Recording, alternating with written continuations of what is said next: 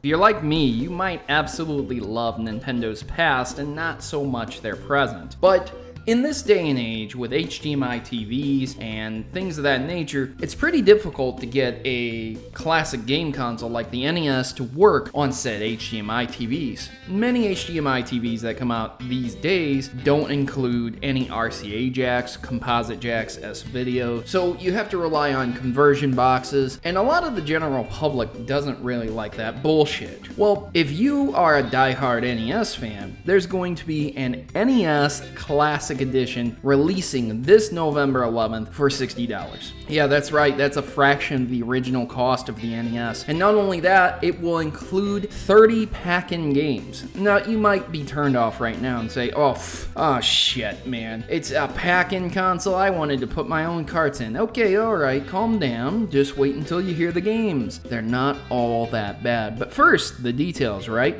So, this system is going to include one NES Classic controller, and you can buy a separate one for $10, making the grand total $70 if you want full multiplayer, two-player co-op action with your games, and the system itself is $59.99. It will come with an HDMI cable, so you can hook it up to your HDTV, HDMI compatible monitors, things like that. And that's a big deal because they're changing the resolution output to HDMI. It's going to be a lot more clear, it's going to be a better signal. And since this is relying on emulation, there'll probably be options to clean up the signal. If not, they've already been implemented. The only thing that you have to worry about here is if the filter or the post-processing is not the kind that you like. More on that later though. It will be preloaded with the 30 games, and it's more akin to the Arcade Edition plug and plays. My news source comes from Shack News, so you can check it in the description below if you want. As I said before, a second controller will be $9.99. Now they are saying that you can also use a Classic controller or Classic Controller Pro for two-player games as well if you don't want to buy a secondary controller and you already have those controllers for your Wii and Wii U. And I think that's really cool. The system itself does show the potential to plug in wired controllers into the controller parts, but if it does also have Bluetooth capabilities, i.e. to be able to use the Classic Controller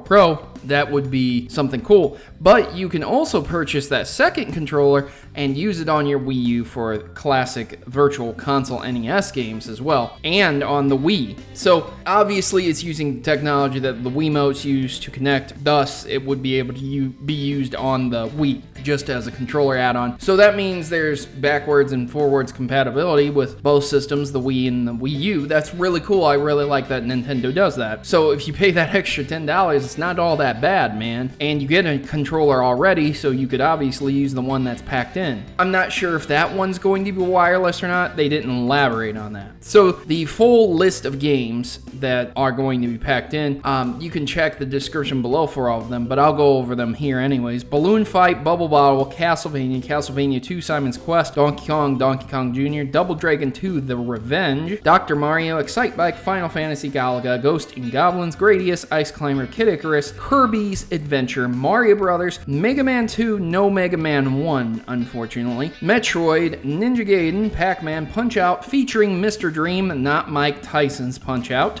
Star Tropics, Super C, Super Mario Brothers 2, Super Mario Brothers 3, and Super Mario Brothers the original, separate from Mario Brothers. Mario Brothers is the arcade, Super Mario Brothers is the side-scrolling platformer. Tecmo Bowl, The Legend of Zelda, and The Legend of Zelda 2, The Adventure of Link. Now, some notable ones to notice here. See, unlike the Atari flashbacks that have come out, Atari has seen to change up games continuously within those flashbacks, and they can keep releasing different variations of the consoles because of the games. Here, with Nintendo, I don't think they're going to be able to release a different variation of this console, or at least not multiples, not many.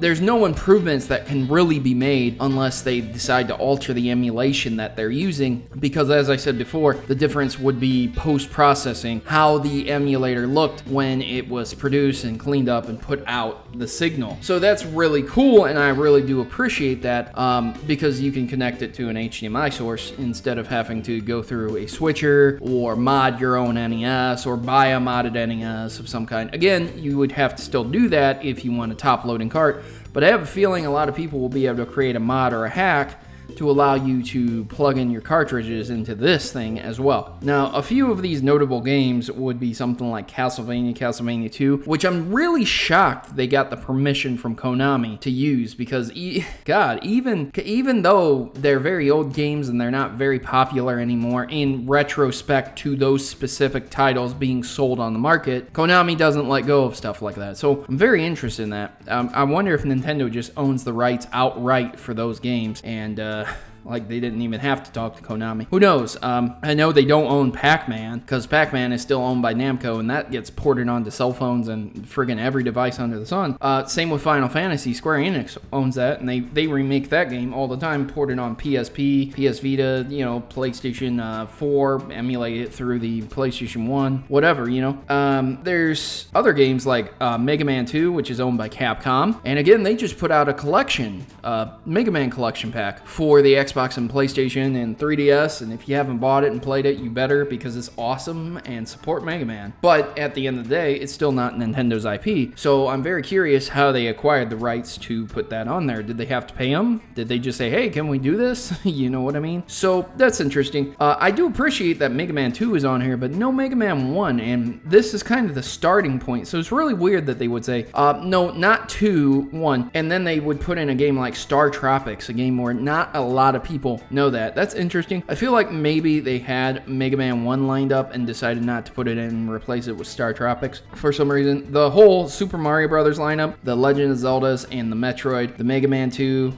the Kirby's Adventure, Final Fantasy, and Castlevania, that just makes the system, man. So this is well worth $60 in my opinion. It's $2 a game, and you look at the virtual consoles cost for these games, many of them costing upwards into $3 to $4 each, some of them even higher than that. And if you were to download them all on your Wii U and alone, it would cost you way more than $60 for all these games. Yes, you might not want all the games. Me personally, I only want about 10 to 12 of them, but I do like all of them, so it's not that big of a deal, and this is going to be great for me to share with my daughter and family. Are you guys interested in this mini clone emulation console? This is officially from Nintendo. This isn't a third-party developed system as this article is saying it. Maybe there's information I'm missing, but from the box itself, it doesn't even show any markings to show that a third-party developer would have weighed in on this. This is really interesting, and I'm really excited to get this. I can't wait for November 11th to roll around, because I guarantee you I'm going to be one of the first people to be spending $60 on this. However, mark my words, copyright for classic NES games are going to go up, because Nintendo's releasing this. A lot of people are probably going to record off it, and it's going to cause a problem. So be aware of the copyright strikes coming this November. You guys have yourselves a great day,